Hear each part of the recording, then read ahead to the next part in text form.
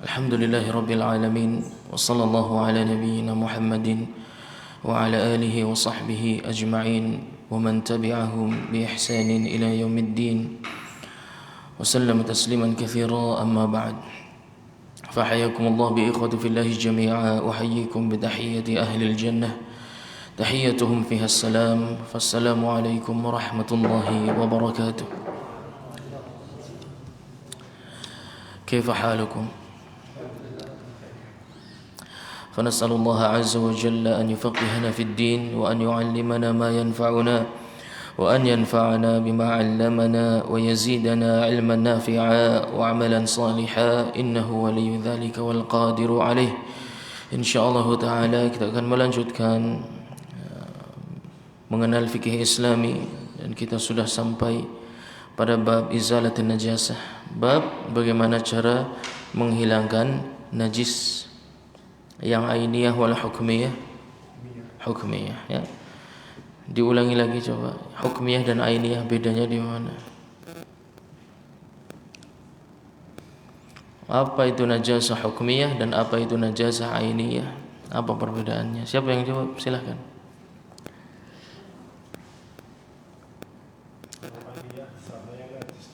Ainiyah zatnya najis. Kalau hukmiyah satu benda yang dulunya tohir, dulunya tohir, dulu banget apa enggak? Asalnya tohir, kemudian terkena najis. Istilahnya mutanajis, ya, sesuatu yang mutanajis atau menjadi najis, itu namanya najasah hukmiyah, dihukumi najis padahal asalnya tohir. Contohnya apa? Contohnya apa? Najasah hukmiyah contohnya apa? Najasah hukmiyah contohnya apa? Apa yang ketempelan najis? Ya, sahih, ya. Pakaian terkena najis, sepatu terkena najis, namanya najasah hukmiyah, ya. Dihukumi najis karena sepatu pada asalnya hukumnya suci atau tahir, menjadi najis karena ada yang menempel padanya, namanya mutanajis. Sudah kita ambil beberapa jenis najis yang di atas tanah atau yang menempel dengan tanah, baik lantai dan sebagainya atau tembok, sama, ya. Najis yang seperti ini dibersihkan berapa kali? Satu kali, dengan syarat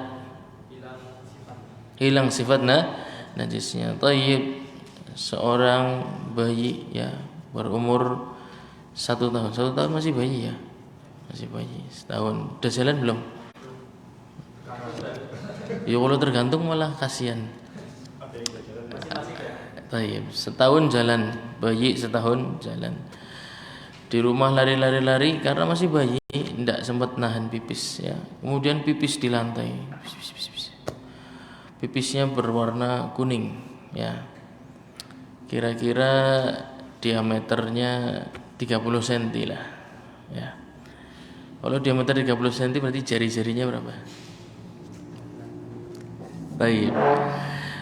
Anda sebagai seorang ayah, bagaimanakah cara mensucikan rumah Anda dari pipis bayi tersebut? Siram pakai apa? Seberapa? Segalon. Secukupnya itu seberapa? Sampai warna cenderungnya hilang. Lalu diapakan? Dikeringkan. Dikeringkan caranya? Pakai Alat pengering, maksudnya dilap gitu, ya. Enggak najis lapnya? Tidak, karena najisnya hukumnya sudah hilang seiring dengan najis tersebut terkena air yang suci, ya. Air yang suci, kalau najis di atas tanah itu cukup 1 kali. Cukup satu kali. Selama sifat najisnya hilang. Kalau tadi pipisnya bayi mungkin, berarti warna kuningnya hilang, aromanya hilang, bercampur dengan air yang dibuat guyur tadi. Misalnya air cuma segelas gede, kemudian sifatnya hilang, berarti sudah cukup belum? Cukup, dan dikatakan najisnya sudah hilang, ya. Bukan terus airnya digusah-gusah. nggak akan pernah suci kalau gitu caranya ya.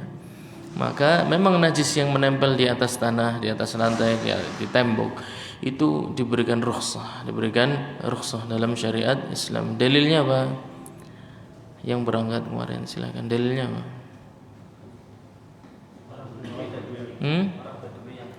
Orang Badui kencing di mana? Di Masjid Nabawi. Diapain orang Badui tersebut? Dibiarin sampai selesai buang air kecil. Lalu air seninya diapakan? Disiram pakai air cukup satu kali. Di dalam hadis tersebut sijlan min ma'in ya. Cukup satu ember air untuk mengguyur pipis tersebut, air seni tersebut. Padahal Masjid Nabawi zaman tersebut itu sudah pakai lantai marmer atau masih pasir? Masih pasir. Ya enggak? Masih pasir. Ketika diguyur air, pipisnya lari kemana? Tidak kemana-mana, ya enggak? Tapi bercampur dengan air yang dan hilang sifatnya seperti itu. Tayyib. Kemudian najisnya anjing dan babi. Ya, kita murojaah sedikit ya. Tadi najis di atas tanah, ya sama, mau anjing mau babi sama saja atau selainnya sama. Sekarang najis yang menempel di selain tanah, misalnya di badan ya, atau di pakaian misalnya. Di pakaian ada najis. Bagaimana cara mensucikannya sesuai dengan yang kita pelajari dari mazhabnya Imam Ahmad, dari fatwa-fatwanya Imam Ahmad? Bagaimana cara mensucikannya? Dibasuh sebanyak 7 kali. Menggunakan turab, menggunakan pasir atau tidak? Tidak perlu. Hah? Pakai. Najisnya anjing sama selain anjing dan babi. Najis selain anjing dan babi menempel di pakaian ya. Apa sajalah, kotoran cicak lah macam-macam ya, atau pipisnya kucing ya, nempel di pakaian atau di sofa di rumah ya. Lalu diambil bungkus sofanya, kain penutup sofanya, itu dicuci berapa kali? 7 kali. Caranya gimana? Guyur 1, 2, 3, 4, 5, 6, 7. Apa bagaimana caranya? Jelaskan. Guyur kemudian diapakan? Diperas. Tapi mohon maaf, ini bahannya impor dari Itali ya. Penutup sofanya bahannya impor dari Itali, kalau diperes rusak. Terus gimana caranya?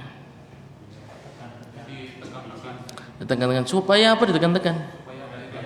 Supaya air cucian pertama keluar dari kain tersebut. Kalau antum cuma guyur-guyur, maka air yang pertama belum keluar dari kain tersebut, tidak terhitung hitungan sebanyak 7 kali. Untuk terhitung sebanyak 7 kali harus terjadi proses masuk air kemudian keluar dulu, kemudian masukkan air lagi kemudian keluar, masukkan lagi keluar, masukkan lagi keluar, seperti itu sampai 7 kali. Kenapa kok sampai 7 kali? Merepotkan sekali. Kenapa? Kemarin sudah dijelaskan. Ayo, kenapa kok sampai 7 kali?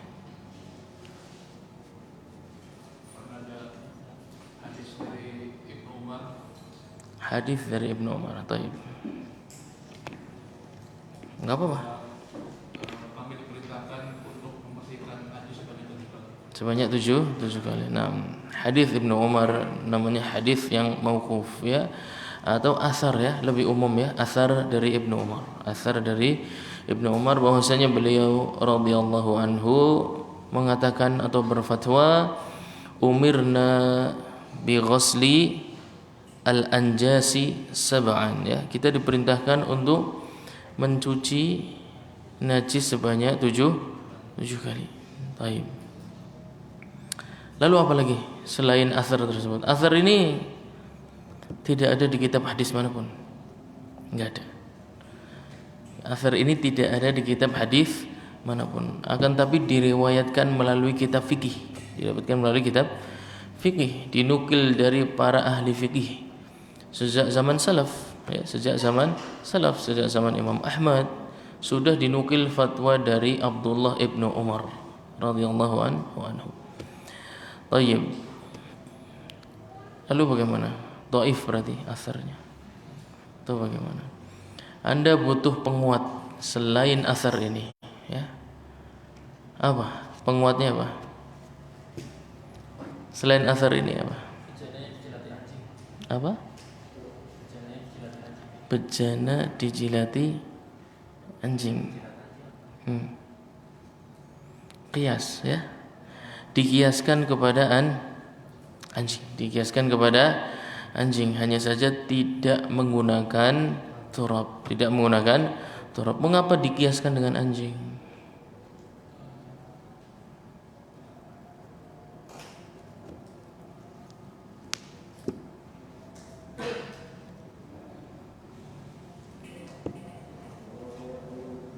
Ayo.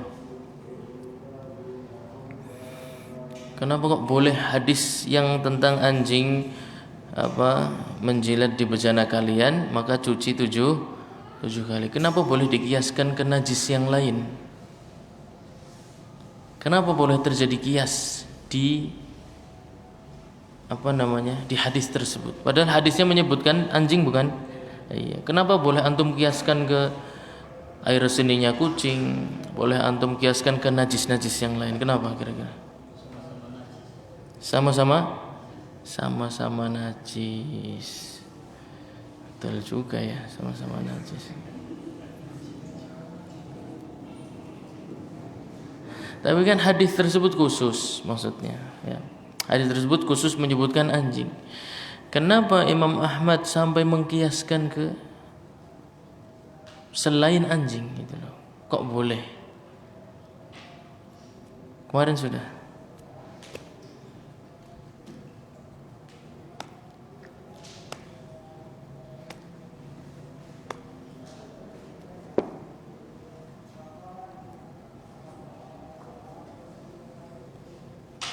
Ayo jawab, enggak apa-apa, salah enggak apa-apa. Kenapa? Enggak ditulis. Enggak sempat. Oh iya. Karena misalnya anjing tersebut menjilat, tadi hadisnya tentang menjilat di bejana, ya enggak? Kalau menjilatnya di kaki antum gimana kira-kira? Cuci 7 kali enggak? Berarti antum mengkiaskan bejana dengan kaki enggak? Ya sudah. Kalau boleh mengkiaskan bejana dengan kaki, maka boleh juga mengkiaskan dengan najis-najis yang lain. Ya, dan tidak ada najis lain yang disampaikan bahwa dicuci hanya 1 kali, tidak ada. Hanya ada hadis tentang najisnya anjing yang ditulis sampai, yang disebutkan dicuci sampai 7 kali, menunjukkan bahwasanya seperti itulah cara mencuci najis. Hanya saja najis anjing itu najis yang sangat berat kategorinya. Yang bisa berada di levelnya anjing itu cuma 1 hewan, ya. Yaitu hewan apa? Kenapa Anda mengkiaskan khinzir dengan anjing padahal di hadis tersebut tidak disebutkan babi? Taib. Anjing yang najisnya khilafiyah. Ya enggak? Najisnya anjing khilafiyah apa ijma? Najisnya anjing khilafiyah apa ijma? Tadi ijma, sekarang khilafiyah. Sing bener. Taib, ulangi sepisan maning ya. Aja melu-melu patira ya. Jawab aja sesuai dengan yang antum ketahui. Najisnya anjing khilafiyah apa ijma? Khilafiyah. Memangnya ada yang mengatakan anjing suci? Siapa? Imam Malik Ibn Anas rahimahullahu taala. Taib, najisnya babi khilafiyah apa ijma? Ijma. Lalu bagaimana mungkin ya, anjing yang najisnya khilafiyah saja dicuci 7 kali pakai pasir, ya, salah satunya. Lalu babi yang penyebutan najisnya di Quran disampaikan, di hadis juga disampaikan, kemudian najisnya juga ijma, lalu derajat najisnya di bawah anjing, kan tidak mungkin, ya. Lebih kotor, lebih tidak bermanfaat. Anjing masih ada manfaatnya, bisa untuk berburu, ya bisa untuk jaga kebun, bisa untuk jaga rumah, bisa untuk jaga gudang, bisa untuk jaga apalagi peternakan ya. Lah babi manfaatnya apa? Tidak ada. Maka itu hewan yang lebih buruk daripada anjing dan lebih kotor. Hewan yang lebih kotor dan lebih buruk perangainya, maka najisnya sebenarnya lebih berat dibandingkan anjing. Tapi tidak ada aturan lain yang menyampaikan untuk babi, maka paling tidak mengambil hukumnya anjing. Baik, sudah cukup jelas. Berikutnya, wala yadhuru mutanajjisun walau ardan bisyamsin wala rihin wala dalkin, dan tidak ada sesuatu mutanajjis meskipun itu di atas tanah, lantai misalnya ya. Kemudian najis itu menguap karena kena paparan matahari atau kena angin atau digosok-gosok tanpa air ya, digosok-gosok tanpa air. Meskipun najisnya hilang, tetap dihukumi najis. Meskipun hilang warnanya, hilang aromanya, hilang bentuknya. Contohnya misalnya kasur ya, dipipisin sama anak, kemudian dijemur di luar ya enggak, supaya kering. Hilang tuh, basahnya hilang, aromanya juga hilang. Lalu apakah kasur tersebut dihukumi suci? Tidak mungkin ya. Lalu seseorang berjalan kaki menggunakan sepatu, lalu menginjak kotoran kucing. Wah, ini musibah itu ya kan. Sudah besar-besar, aromanya juga Masya Allah. Menginjak kotoran kucing, kemudian digosok-gosokkan ke batu atau ke semen atau ke pasir ya enggak? Kemudian pada copot kotorannya sebisanya. Tayyib. Yang seperti ini apakah dikatakan bahwasannya pasir itu bisa untuk mensucikan najis? Tayyib. Jadi ada dua jawaban ini ya. Ada khilaf di antara dua pendapat. Bisa pasir bisa untuk mensucikan najis? Bisa. Pasir bisa untuk mensucikan najis? Tidak bisa. Pasir bisa untuk mensucikan najis? Enggak tahu. Enggak apa? Enggak apa? Enggak bisa. Pasir bisa untuk mensucikan najis?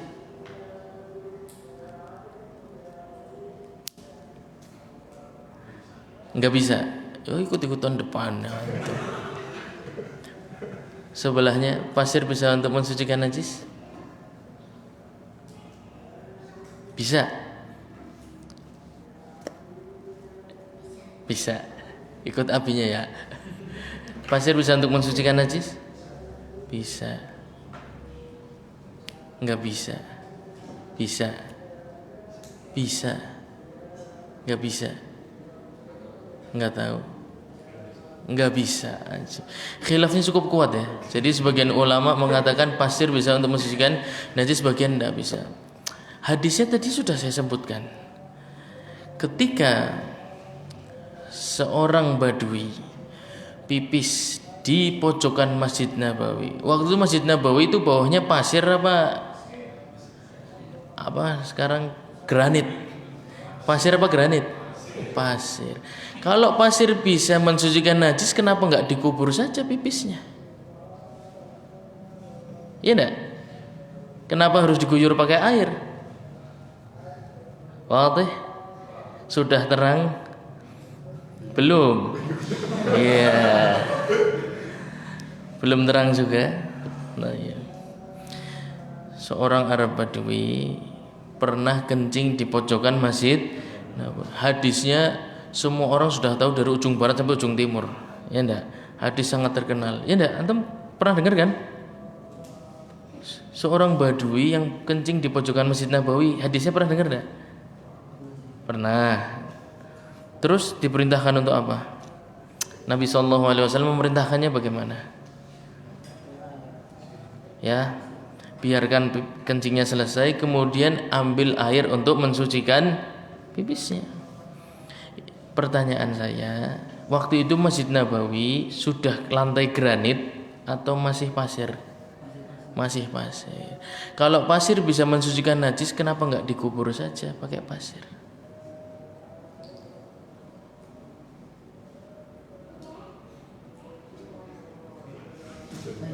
Iya.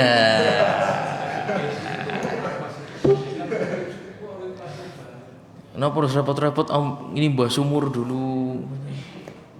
Berarti pasir bisa mensucikan najis enggak? Enggak bisa. Adapun hadis yang antum dengar bahwasannya Nabi sallallahu alaihi wasallam mengatakan yang maknanya kalau kalian berjalan dan menginjak sesuatu yang najis, maka bersihkanlah dengan tanah. Ya enggak? Maka itu cara mensucikannya. Naam, betul. Hadis tersebut betul, ya. Ini berkaitan dengan rukhsah yang urusannya dengan sendal atau alas kaki, baik sepatu maupun sendal. Sekarang pertanyaan lagi nih. Tadi sama antum pakai sepatu, jalan-jalan nginjak kotoran kucing, kemudian antum gosok ya. Antum sholat di padang pasir dalam kondisi seperti itu, sah enggak salatnya? Sah, enggak ada masalah. Antum sampai rumah pulang, ya. Masuk rumah, sepatunya masuk ke dalam rumah karena lupa saking semangatnya kan. Masuk rumah, sepatunya masih dipakai. Kemudian antum ingat, oh ya sepatunya harus saya copot. Setelah antum sepatunya dicopot, ditaruh di tempatnya, ternyata sepatu antum meninggalkan bekas kotoran tadi. Bekas kotoran apa? Kucing. Copot dari sepatu kemudian nempel di lantai. Kalau tadi gosok-gosok ke pasir suci, berarti harusnya hukumnya sekarang apa? Ada yang ngomong begitu? Tidak ada satupun. Paham tuh? Pasir tidak mensucikan najis, tapi itu kondisi khusus yang berkaitan dengan alas kaki. Maksudnya kalau antum perlu salat dalam kondisi menggunakan sepatu, maka sepatu tersebut kemudian jika menginjak kotoran yang najis, maka wajib diringankan najisnya. Meskipun tidak ada air, ataupun meskipun ada air, tidak ada masalah.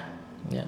Meskipun ada air, antum meringankan najisnya, kemudian sholat dengan sendal tersebut atau sepatu tersebut, salatnya sah. Ya. Tapi kalau najis tersebut sudah lepas dari sepatu tersebut, ya, nempel di rumah, nempel di lantai, atau ke pakaian dan lain sebagainya, kalau antum katakan pasir mensucikan, berarti tadi barangnya harusnya sudah suci, tapi nyatanya tidak. Tidak ada yang mengatakan seperti itu, ya. Paham tuh? Jadi rukhsah berkaitan dengan najis yang menempel di sandal atau kaki atau alas kaki secara umum itu hubungannya dengan rukhsah alas kaki, ya. Adapun pembicaraan kita adalah apakah pasir mensucikan? Tidak. Kecuali jika najis tersebut berkaitan dengan alas kaki, maka ada rukhsah, rukhsah. Tetap saja harus diringankan najisnya, ya. Kalau memang pasir itu mensucikan lagi, lalu kenapa harus diringankan kotorannya yang berada di sandal atau di alas kaki atau di sepatu? Ya dah. Padahal dia jalan ketemu pasir terus loh. Kalau memang pasir mensucikan, kenapa harus diringankan? Ya dah. Ya. Jadi seperti itu, ya. Tajamnya para fuqaha dalam meneliti sebuah masalah itu tidak terburu-buru, ya. Dalam mengambil sebuah kesimpulan, satu hadis langsung Anda simpulkan. Dalam masalah fikih tidak bisa. Kalau dalam masalah akidah bisa, karena dalam masalah akidah kebanyakan ijma. Dan akidah itu berkaitan dengan iman. Iman barangnya satu, tidak mungkin khilaf, ya. Iman nggak mungkin khilaf. Kalau iman khilafiyah, lalu iman A dan B surganya sendiri-sendiri, ya bagaimana? Nggak bisa. Iman itu barangnya cuma satu dari zaman dahulu sampai sekarang. Oleh karena itu masalah akidah antum bisa lakukan seperti itu. Saya dapatkan satu hadis, antum amalkan, hadis yang lain akan mendukung hadis tersebut. Nggak mungkin tidak, kecuali sedikit sekali. Dan perkara bukan perkara yang terlalu inti dalam masalah akidah. Dalam masalah fikih nggak bisa. Antum pegang satu hadis, akan banyak sekali hadis yang menjelaskan makna dari hadis yang antum pegang. Bisa makna sebaliknya atau bisa makna yang mendukung hadis yang sedang antum pegang atau antum pelajari. Thayyib. Wala yadhuru mutanajjisun bistihalatin. Sekarang kita masuk perkara najis. Apakah sifatnya hilang najisnya ketika berubah sifatnya? Najis barangnya berubah jadi barang lain. Contohnya najis misalnya bangkai anjing, sudah bangkai anjing lagi ini dibakar supaya tidak bau, berubah jadi abu enggak? Ya, berubah jadi abu, ya enggak? Pertanyaannya, itu sudah berubah bentuk berarti enggak? Dari daging kulit berubah jadi abu, berubah bentuk enggak? Berubah bentuk. Pertanyaan, apakah masih najis atau sudah suci ketika berubah bentuk? Kemudian darah najis enggak? Darah. Ijma' para ulama, darah najis. Antum dulunya darah apa langsung daging? Darah. Kemudian jadi daging, kemudian antum najis apa suci?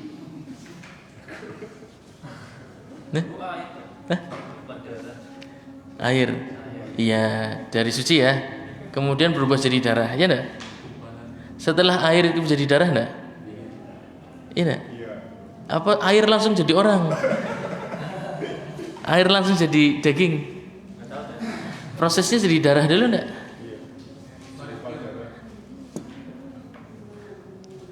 Waladzi khalaqakum min turabin thumma huwaladzi khalaqakum min turabin thumma min 'alaqatin thumma min mudghatin, ya. Dari tanah, kemudian tadi ya dari tanah, kemudian air, kemudian bercampur menjadi sebuah darah, kemudian jadi segumpal daging, kemudian jadi janin, ya enggak? Berarti ada proses dari darah dulu enggak? Darah najis enggak? Najis. Antum najis apa suci? Lah ini suci. Gimana? Kan istihalah, dari darah jadi daging, berubah bentuk enggak? Berubah bentuk. Kok hukumnya berubah dari najis jadi suci? Berubah bentuknya di dalam tubuh. Ajib. Tapi memang ada beberapa pengecualian, ada beberapa pengecualian. Tapi pada asalnya dalam mazhab Hanabilah, sesuatu yang najis meskipun berubah bentuk hukumnya najis. Diambil dari babi satu bagian tubuhnya, kemudian diolah jadi sesuatu, kemudian jadi yang namanya vaksin. Jadi namanya vaksin. Berarti vaksin tersebut jadi najis apa enggak? Najis dalam mazhab Hanabilah. Menurut fatwa Imam Ahmad, maka vaksin kalau ada unsur yang najis maka hukumnya najis. Sekarang obat-obatan di dalamnya terkandung alkohol enggak? Baik. Khamr dalam mazhab Imam Ahmad dan Imam Syafi'i dan Imam Malik dan Imam Abu Hanifah dan jumhur ulama najis, ya. Khamr menurut jumhur fuqaha termasuk di dalamnya 4 mazhab, hukumnya najis. Baik. Sekarang ada obat-obatan sirup, obat batuk anak, ya. Di dalamnya ada campuran alkoholnya sedikit, benar enggak? Ada yang seperti itu. Ya, ini bagian apotek nih. Ya, pas. Ya enggak?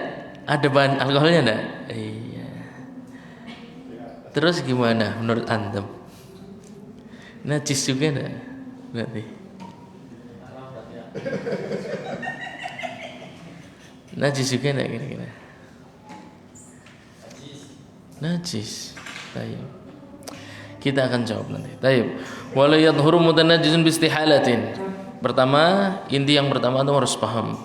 Najis mau berubah bentuk jadi apapun, padat jadi cair, cair jadi padat, jadi debu, jadi awu, jadi batu, sama. Kalau najis asal barangnya, maka berubah jadi bentuk apapun hukumnya tetap najis. Dalilnya apa kira-kira? Kan sudah berubah bentuk, ya enggak? Sudah berubah bentuk, tidak ada lagi barang najisnya. Apakah Imam Ahmad ngarang apa gimana kira-kira? Antum pernah dengar hadis tentang jalalah? Pernah dengar? Hadis tentang jalalah pernah dengar? Nah Rasulullah sallallahu alaihi wasallam an akli al-ibil al-jalalah. Nabi sallallahu alaihi wasallam melarang memakan daging onta. Daging onta itu halal enggak? Halal. Tapi kalau jalalah jadi haram. Jalalah itu yang banyak makan kotoran, yang makanannya banyak najisnya. Ya. Sekarang saya tanya. Dia makan bangkai, ya najis ya. Kemudian makan tikus, ya.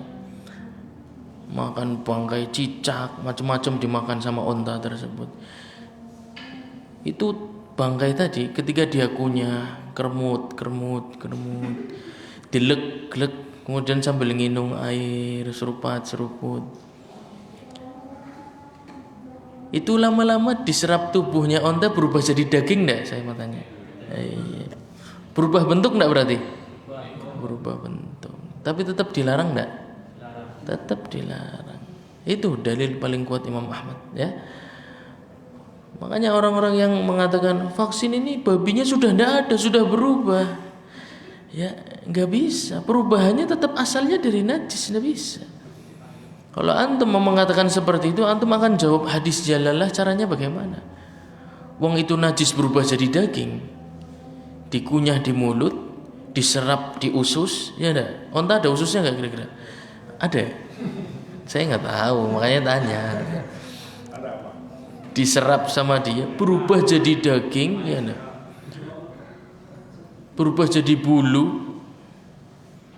Bahkan Nabi SAW tidak melarang makan saja, bahkan melarang para sahabat untuk menaiki unta tersebut. Berarti bulunya najis enggak? Coba. Padahal berubah bentuk tuh, dari makanan jadi daging, berubah enggak? Berubah. Tapi tetap dihukumi najis. Maka istihalah tidak menghilangkan sifat najis suatu benda. Terbuat dari babi, mau berubah jadi apapun, mau dikasih nama apapun sama. Gelatin lah, inilah itu sama. Kalau barangnya najis, selamanya najis abadan, ya. Kecuali mutanajjis, ya. Kalau mutanajjis bisa disucikan. Kalau najis tidak bisa disucikan. Wala yadhhuru mutanajjisun bistihalatin, sesuatu yang najis kalau dia mengalami istihalah, perubahan bentuk, maka tidak bisa disucikan, ya, tidak bisa disucikan atau kondisinya tidak suci.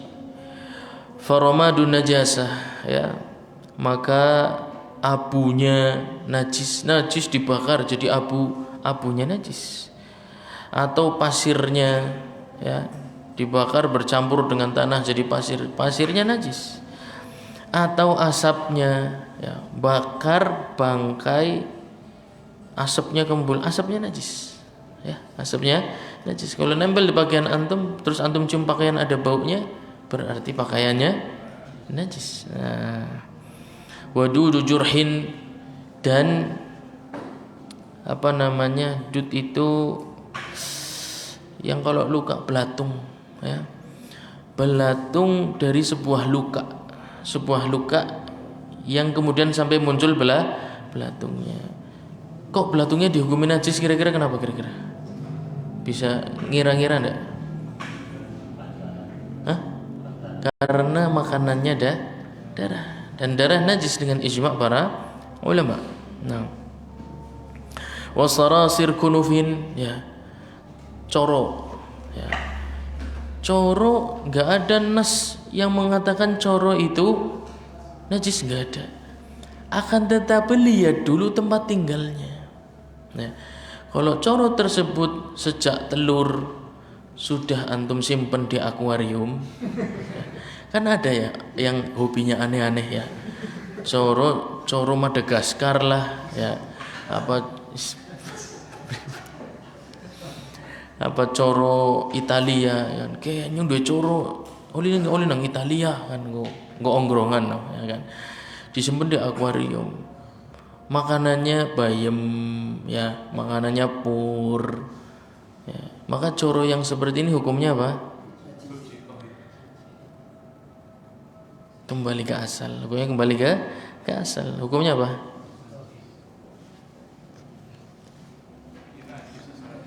Kok bisa najis?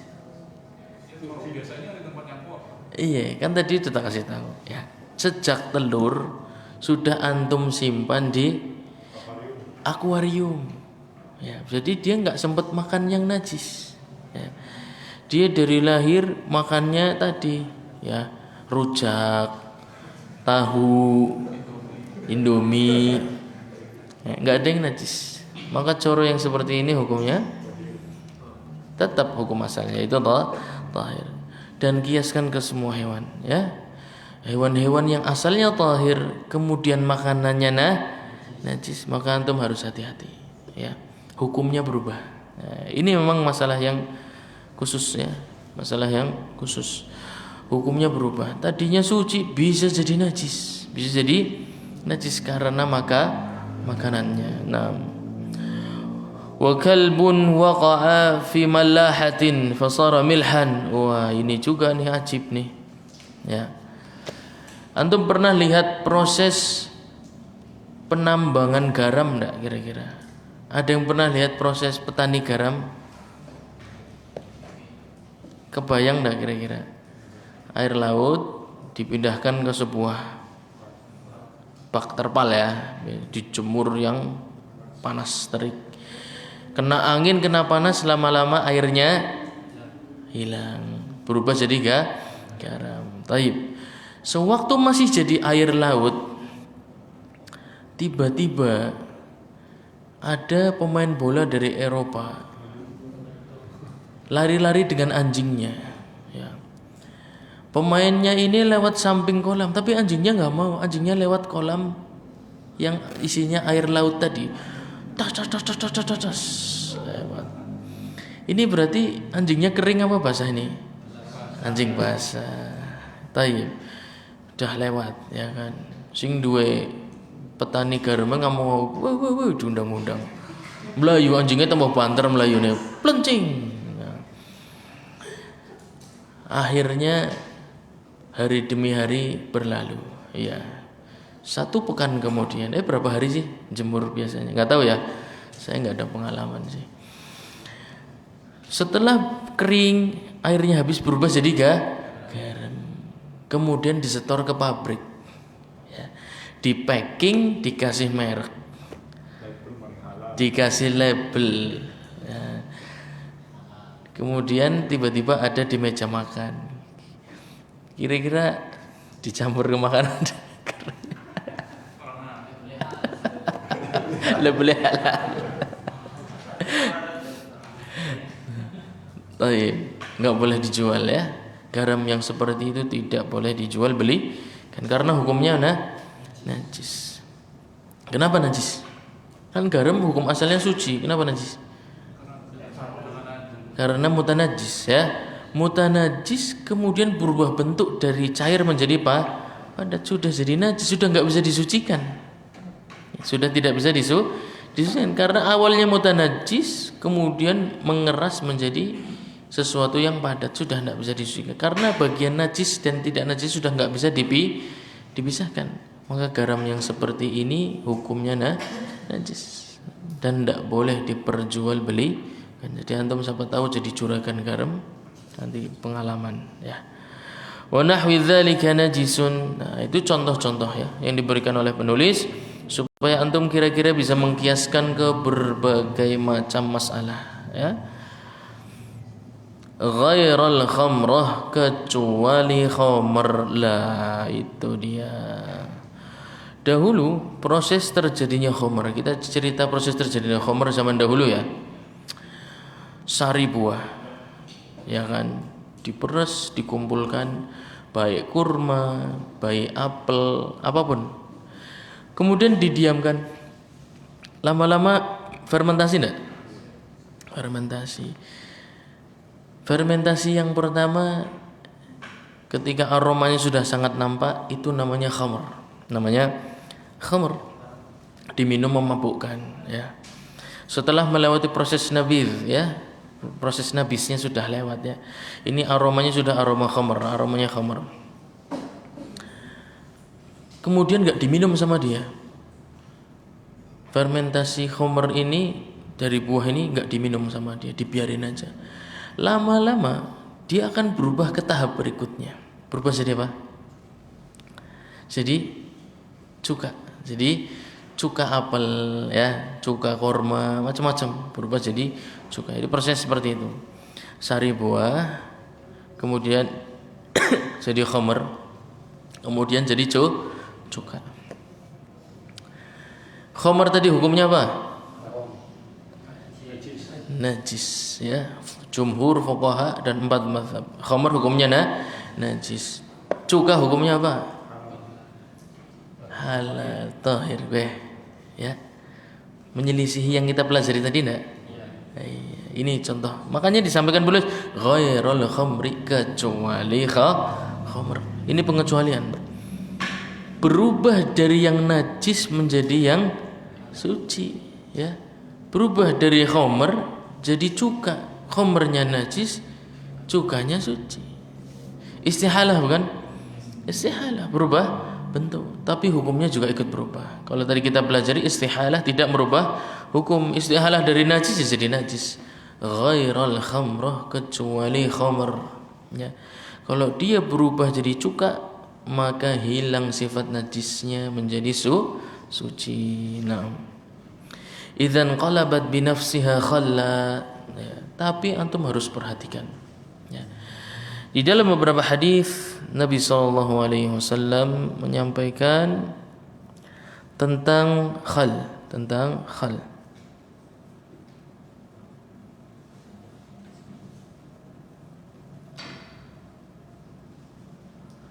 Hadis sebentar ya.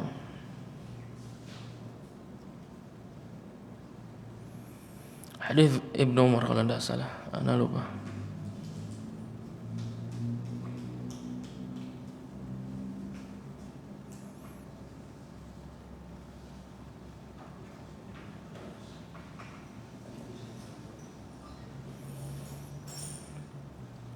Hadis Umar ibn Al-Khattab, hadis dari sahabat Al-Faruq Umar ibn Al-Khattab radhiyallahu anhu. Bahwasanya beliau berkata ya, jadi perkataan dari sahabat Umar ibn Al-Khattab. Beliau berkata, la ta'kulu khalla khamrin illa khamran bada Allahu bi fasadiha. Kalian tidak boleh ya memakan cuka yang asalnya dari khamr, kecuali kalau perubahan itu bukan perbuatan kalian, tidak direkayasa ya. Jadi memang dia berubah sendiri. Antum misalnya punya sari buah, antum taruh di suatu tempat, kemudian antum liburan ke mana? Ke Amazon ya, liburan ke Amazon. Sampai sana antum harus bertahan selama sebulan, tidak boleh pulang ya. Antum jauhlah di Amazon. Jauhlah ya, jalan-jalan. Jalan-jalan dari bahasa Arab jaulan ya. Jauhlah sampai ke Amazon, sebulan baru pulang. Pas pulang, sari buahnya sudah berubah jadi cuka. Yang seperti ini boleh untuk dikonsumsi. Ada yang tidak boleh. Yang tidak boleh itu kalau antum sengaja. Ya, sengaja. Antum nyimpan sari buah, lupa ditinggal seminggu. Karena harus menghadiri daurah syekh misalnya di Papua. Nah, seminggu baru pulang. Antum buka sari buahnya sudah jadi khamr. Khamr najis enggak? Najis, harusnya dibuang. Harusnya dibuang. Tapi sama antum sengaja wis tanggung wis dadi khamr dalat maning dadi khal. Ya. Sarep apa tak simpen wis yang gitu dadi khal. Berarti ini perubahan khamr jadi khalnya atas inisiatif antum bukan? Iya, yang seperti ini hukumnya berubah. Tidak terjadi perubahan hukum pada kasus yang kedua dan terjadi perubahan hukum dari kasus yang pertama. Kalau kasus yang pertama perubahan khamr menjadi khalnya tidak ada niat dari antum. Pada kasus yang kedua perubahan khamr jadi khalnya ada niat dari antum. Hanya cuma masalah niat merubah hukum khalnya. Pada kasus yang pertama tidak antum niati, hukumnya berubah, khamrnya najis, khalnya suci. Pada kasus yang kedua sengaja antum simpen biar berubah jadi cuka, fermentasi apel sudah sampai khamr, ndak antum buang sengaja tanggung dalat maning jadi cuka, ya kan? Hukumnya tidak berubah, tetap saja mengambil hukum khamr, hukumnya najis. Nabi SAW dalam suatu hadis Talhah kalau tidak salah ditanya juga tentang khamr. Beliau radhiyallahu anhu mendapatkan khamr warisan. Jadi penyimpanan peninggalan di gudang. Isiana khamr kayak. Tidak diminum tidak, tapi bertanya kepada Rasulullah SAW, afanattakhidhuhu khalla? Apakah kita boleh nunggu khamrnya dibiarkan jadi cuka? Dijawab oleh Nabi sallallahu alaihi wasallam, la, tidak boleh. Berarti harus diapakan? Dibuang karena najis. Nah, memang dalam masalah khamr ini sedikit berbeda kaidahnya ya, tidak seperti yang kita pahami tadi. Makanya sampaikan ghairal khamr, kecuali kasus khamr ini pengecualian. Berubah jadi cuka dengan niat dari antum, berarti hukum cukanya jadi suci atau tetap najis? Tetap najis. Khamr berubah jadi cuka, tidak ada niatan dari antum, hukum cukanya berubah menjadi tahir ya. Ayo ngisi keter. Soalnya kita bukan peminum khamr, jadi orang mudeng ya. Jadi antum tidak perlu keter. Kalau yang bikin cuka berarti sengaja bikin cuka kan apa? Nah, kalau antum tahu, ini baru mau nyampe nih. Ini baru mau nyampe. Baik.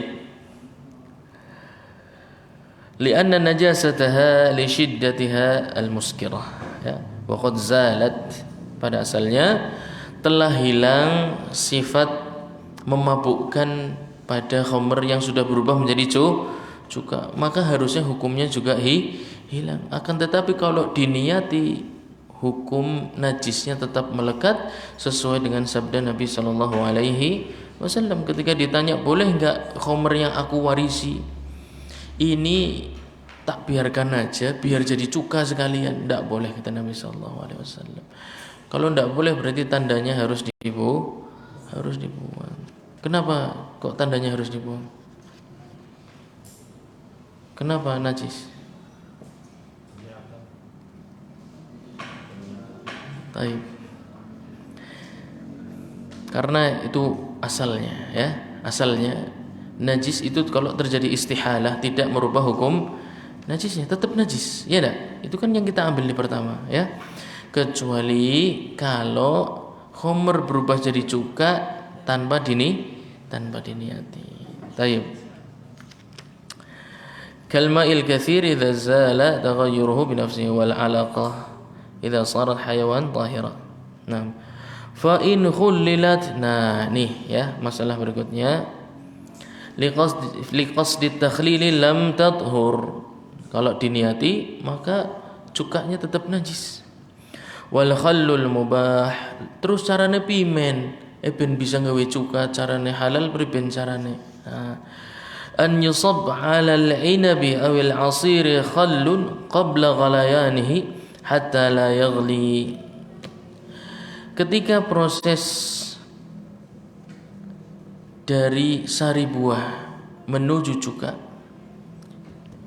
Caranya adalah campurkan cuka yang sudah ada ke sari buah sebelum menjadi khamr, maka fase khamrnya akan lewat. Dia nggak akan berubah jadi khamr, langsung berubah jadi cuka karena bakterinya langsung berkembang di sana, fermentasinya ya. Itu bisa antum cek ke ahli kimia kimia ya. Iya, ahli kimia juga nih. Ya, nah. Jadi sari buah bisa berubah menjadi cuka tanpa proses takhammur, tanpa proses menjadi khamr. Caranya, nah kalau seperti itu caranya, antum boleh melakukannya dengan sengaja, dengan niat juga tidak ada masalah. Ya, pas masih jadi sari buah, campurkan cuka, maka dia akan langsung berubah dalam waktu yang tidak lama, berubah menjadi cuka semuanya tanpa melalui proses menjadi khamr. Nah, itu caranya. Kalau seperti itu maka mubah ya, cukanya mubah. Wa yumna'u ghairu khallali min imsakil khamrah litakhallal. Nah, itu tadi pertanyaannya. Angger memang tukang gawe ini cuka primen ya. Angger memang tukang gawe ini cuka. Kalau tukang gawe ini cuka, ini pengecualian. Dia boleh mengumpulkan khamr kemudian sengaja didiamkan supaya berubah menjadi cuka. Selain tukang memang pekerjaannya membuat cuka, maka tidak boleh, harus dibuang karena najis ya. Au tanajjasa duhnun ma'i'un. Sekarang kita bicara tentang benda yang cair. Benda yang cair semacam minyak ya atau gel ya, benda yang mirip dengan air tapi kental ya. Au ajin au batinu habbin au ina'un tasharraban najasah, atau wadah air, wadah makanan tapi yang bisa menyerap. Contohnya terbuat dari apa? Styrofoam menyerap.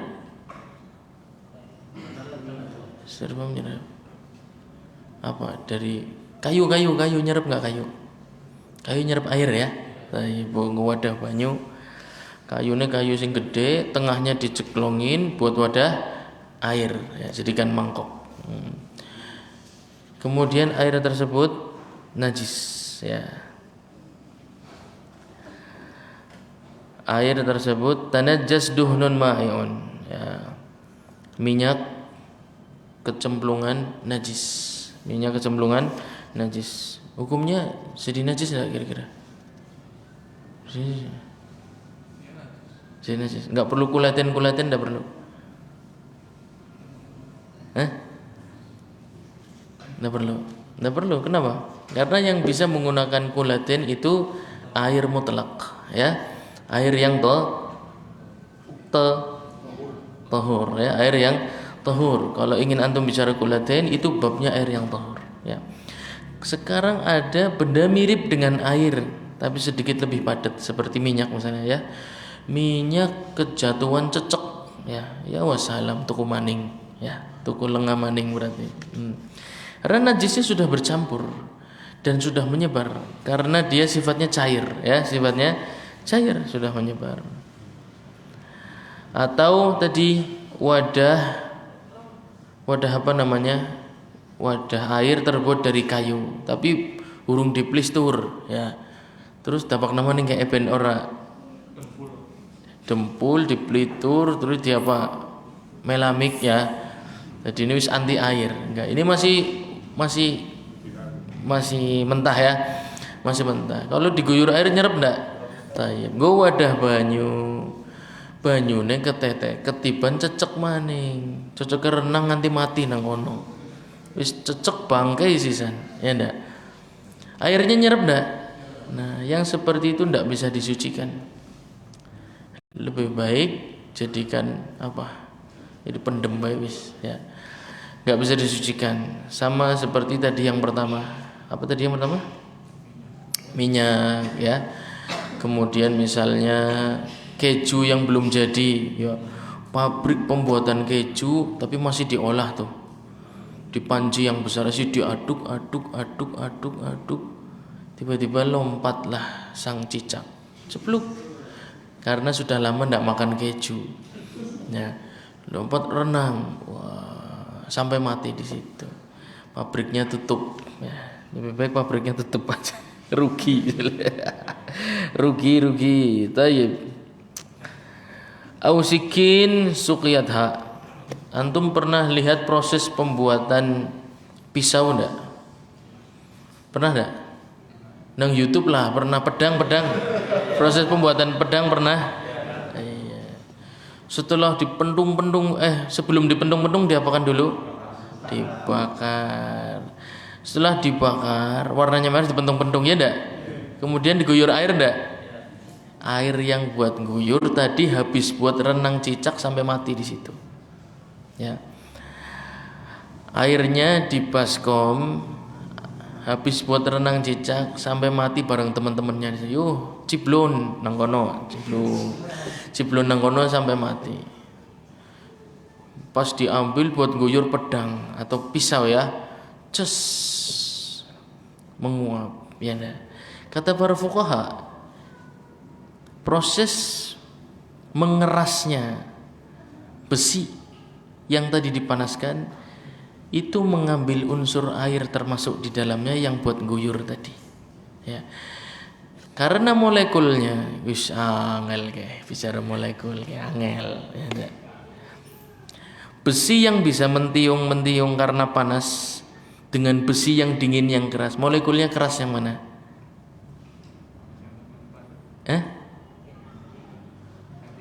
Molekulnya padat yang mana? Yang besi dipanaskan kan dipentungi bisa mentiung kan. Nah, besi yang kedua dingin nggak diapa-apain, itu molekulnya padat yang mana? Padat yang dingin, betul, ya.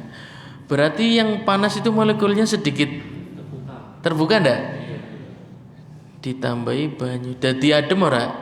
Iya, berarti molekulnya mengeras berkat bantuan dari air. Maka air tersebut masuk dalam struktur pembuatan pisau atau pedang tersebut. Maka pisau atau pedang tersebut alamat najis salawase. Iya. Mutanajis istihalah menjadi najis, usara bisa diapak-apak namaning. Enggak bisa disucikan karena bercampur dia. Molekulnya sudah bercampur, najisnya enggak bisa disucikan. Ya, itu contoh beberapa istihalah yang najisnya berubah, ya, bentuk. Benda suci justru jadi najis, benda suci justru jadi najis. Lam yadhhur li'annahu lam yatahaqqaq wusulul ma' ila jami' az-za'iha. Naam. Wa idza kana ad-duhnu jamidan, minyak itu bisa jadi padat. Pernah lihat enggak minyak bisa jadi padat warnanya putih? Pernah lihat? Di mana? Di YouTube mesti. Karena di sini nggak ada musim dingin. Kalau di sana, saya pernah di Saudi dulu, pas musim dingin betul jadi putih minyaknya, jadi padat, ya. Kalau minyak tadi cair, kena najis, semuanya najis, ya enggak? Mau kulaitin, mau 3 kulah, 4 kulah, 5 kulah sama aja, ya. Karena dia bukan barang tahur, tidak bisa mensucikan dirinya. Kemudian minyak ini, kasus yang kedua, minyaknya padat karena dingin, ketiban cecek, karena ceceknya kekeringan, mau pakai body lotion gelimpang-gelimpung di atas minyak, ben mandan glowing, ya kan, ngecak kancang-kancane maning, cemplung, akhirnya mati di situ. Minyak ini masih bisa diselamatkan enggak manfaatnya? Kenapa? Nah, karena bagian najis dan bagian sucinya nampak jelas, ya. Maka bagian najisnya tinggal diambil. Tapi nggak bisa disucikan loh, bagian najis harus dibuang, harus dibuang. Nah, dan kiaskan yang semisal dengan hal tersebut, misalnya bikin adonan roti, ya, bikin adonan roti wis kalis, ya, gari di oven dok, itu kan udah agak padat, ya, Ditinggal sedelat, barang balik pas cepluk ya. Tapi kali ini sendirian, tidak bawa teman-teman ya, soalnya diutus kondisi wis bukan selamat ya aku melu ya. Jadi suruh teman-temannya dia ke situ, ceplek di atas adonan tadi. Dia nggak bergerak ya, karena nggak bisa lengket ya sampai mati. Apakah adonan tersebut masih bisa diselamatkan? Masih. Caranya bagaimana?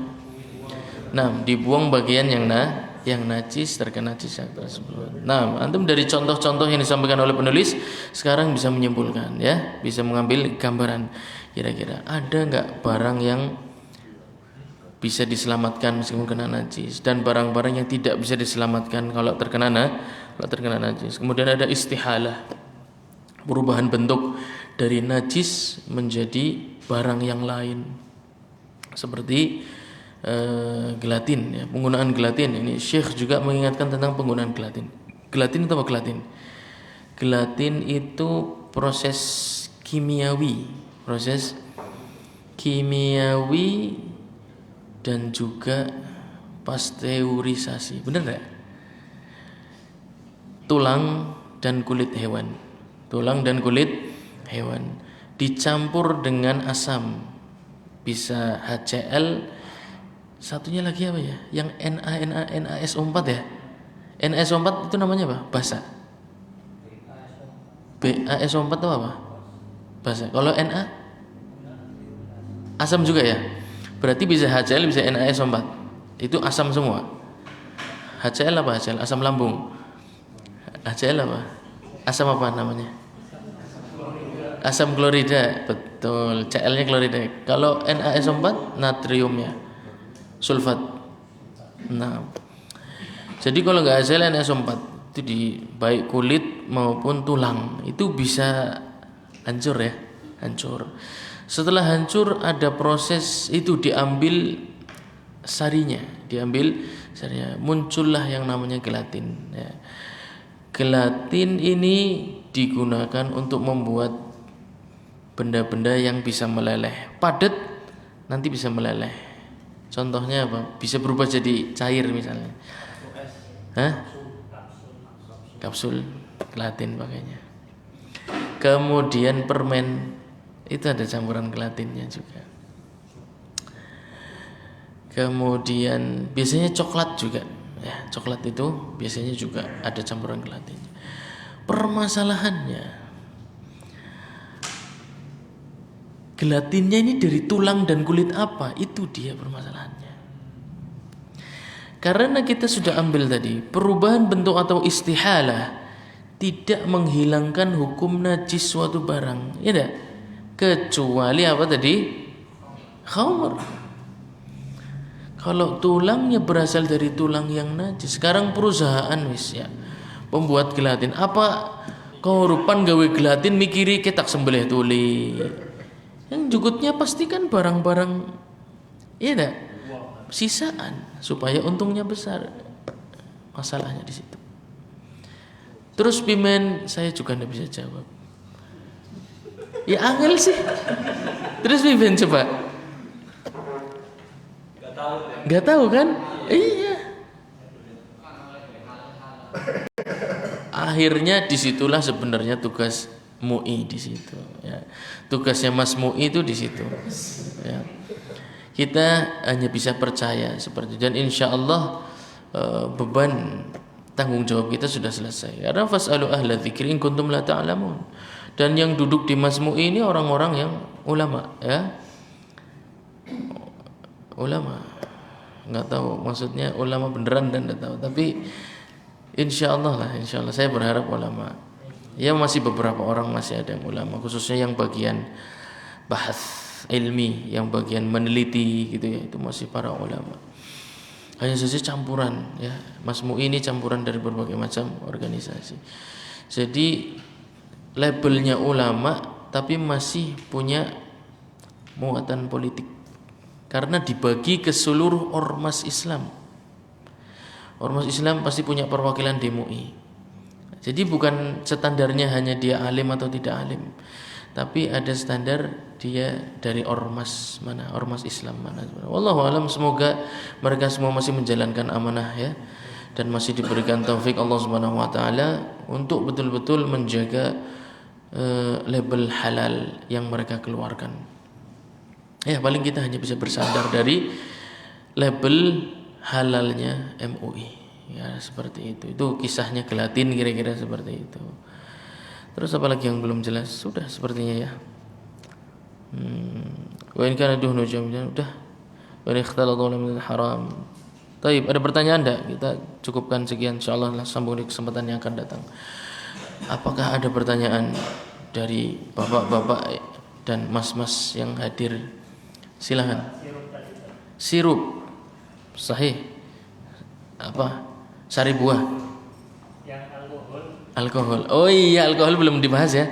Ya Allah. Pertanyaan yang sangat tepat sekali. Hampir saja lupa. Yang najis dari yang memabukkan itu khamr. Kalau cuma memabukkan saja dihukumi najis, nanti orang gak bisa jadi tukang kayu. Kenapa?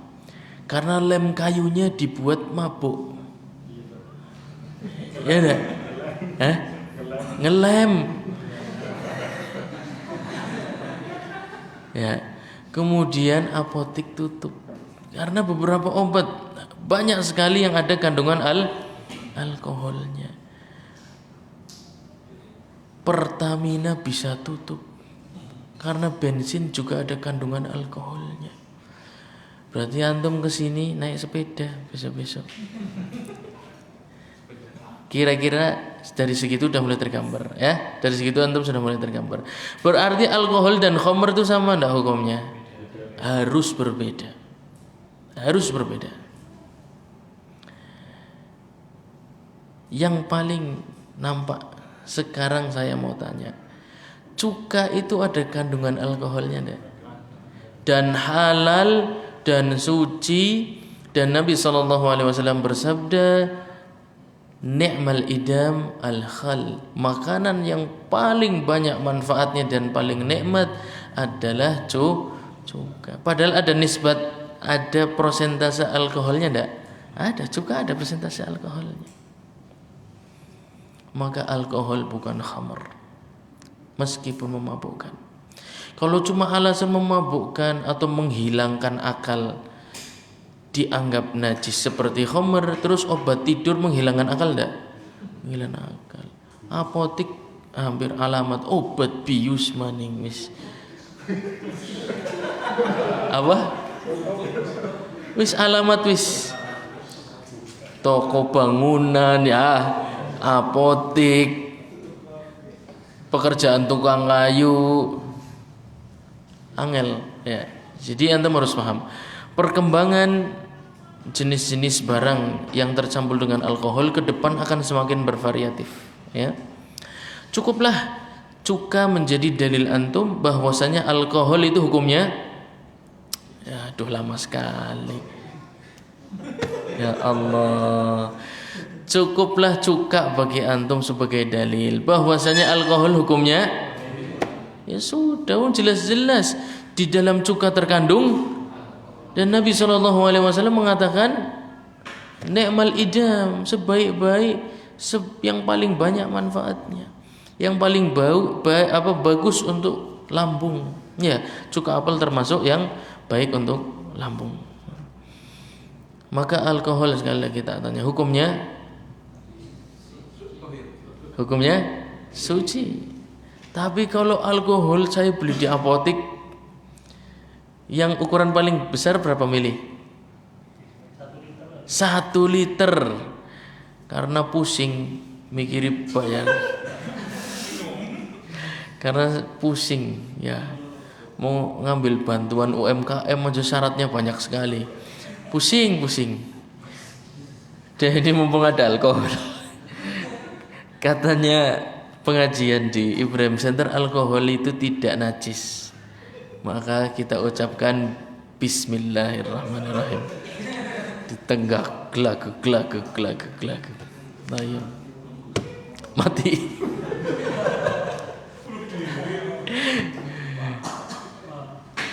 Apa hukum perbuatan manusia tersebut?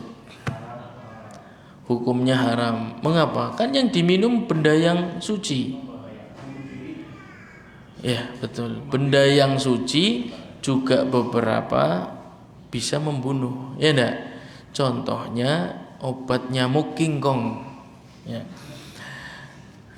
Sekarang obat nyamuk itu ya antum gerus, itu suci apa najis? Suci. Coba aja. Coba dulu sama tahu berhasil.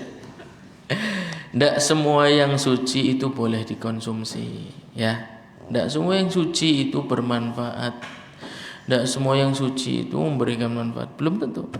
Sesuatu yang tahir bisa jadi tidak boleh dikonsumsi. Salah satunya alkohol kalau dalam jumlah yang membahayakan. Sekarang saya tanya, lim kayu, ya, lim kayu itu suci apa najis kira-kira? Kalau najis tutup ya, tukang kayu pada berubah jadi tukang yang lain, terus toko bangunan pada tutup.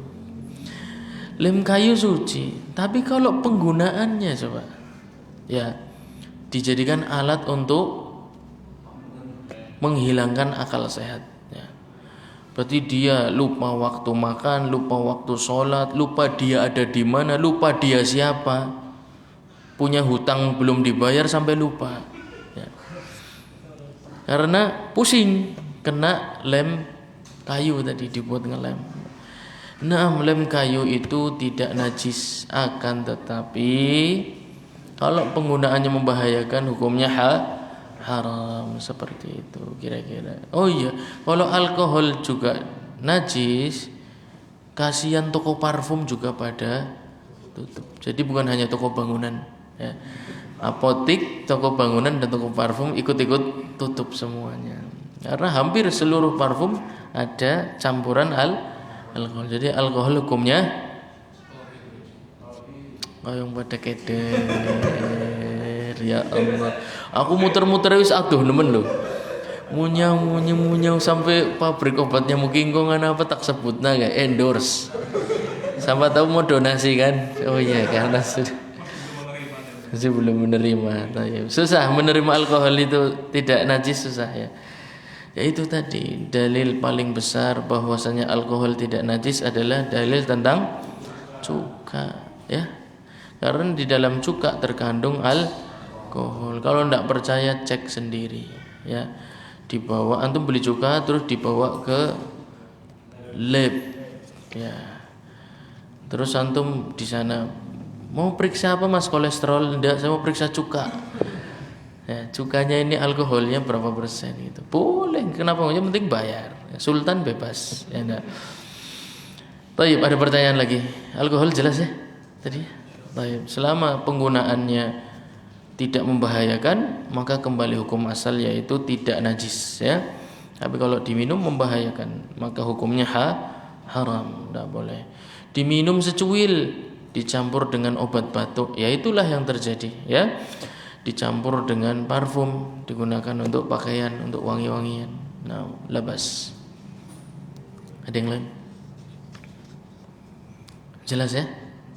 Baik, kita cukupkan pertemuan kita pada malam hari ini. Semoga yang sedikit ini bermanfaat untuk kita semua, menambahkan keimanan dan ketakwaan dan istiqamah di jalan Allah Subhanahu wa taala, serta menambah semangat kita mengamalkan sunnah-sunnah Nabi Muhammad sallallahu alaihi wasallam berdasarkan pemahamannya para sahabat, berdasarkan pemahamannya para ulama salaf dan ahli ijtihad. Baik, kita tutup majelis kita pada malam hari ini. Subhanakallahumma wa bihamdik asyhadu an la ilaha illa anta astaghfiruka wa atubu ilaik. Wassalamualaikum warahmatullahi wabarakatuh.